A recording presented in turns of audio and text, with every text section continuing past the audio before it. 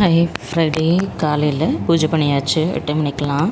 இன்றைக்கி ஒரு ஃபங்க்ஷன் போக வேண்டியிருக்கு. அதனால் மார்னிங் பார்த்திங்கன்னா வெள்ளை சோள தோசை, பப்பாளி, அப்புறம் வெள்ளரிக்காய் எடுத்துக்கிட்டேன். ஃபங்க்ஷன் போயிட்டு லன்ச் இன்றைக்கி வெளியே தான்.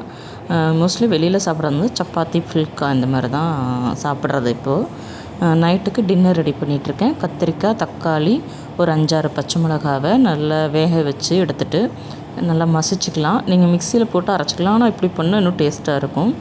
நான் இப்போ கடாயில் எண்ணெய் ஊற்றிட்டு கடுகு, ஜீரகம் 2 தாளிச்சுக்கோங்க. இது இட்லி, தோசை 2த்துக்குமே நல்லாயிருக்கும். ஒரு ஸ்பூன் ஜீரகம், கொஞ்சம் கடுகு, உளுந்தம்பருப்பு போட்டு தாளிச்சிட்டு பெரிய வெங்காயம் சின்ன சின்னதாக நறுக்கி வச்சுருக்கேன். அதையும் சேர்த்து கருவேப்பிலை சேர்த்து நல்லா வதக்கிக்கலாம். இதில் மசாலா நான் எதுவுமே சேர்க்கல. ஏன்னா பச்சை மிளகாய் போட்டிருக்கிறதுனால அதோட டேஸ்ட் மாறிடும் அப்படின்னு நான் மசாலா எதுவுமே சேர்க்கல. இப்போ காயப்பொடி சேர்த்துருக்கேன். கொஞ்சம் வதங்கினதுக்கப்புறம் மசிச்சு வச்ச கத்திரிக்காய், தக்காளி, பச்சை மிளகாவை அதோடு சேர்த்துக்கலாம்.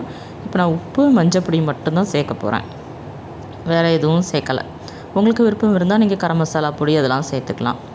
இப்போது மஞ்சப்பொடி, உப்பு சேர்த்துட்டு நல்லா வதக்கிட்டு கொஞ்சம் தண்ணி ஊற்றிக்கலாம். தண்ணி இப்படியே நீங்கள் தொக்கு மாதிரி கெட்டியாக வச்சாலும் ஓகே தான். இல்லைனா நல்லா தண்ணி கலந்து சாம்பார் மாதிரி கடலை மாவு கரைச்சி ஊற்றி இட்லி சாம்பார் மாதிரி வச்சாலும் ஓகே தான். அது நீங்கள் எப்படினாலும் வச்சுக்கலாம்.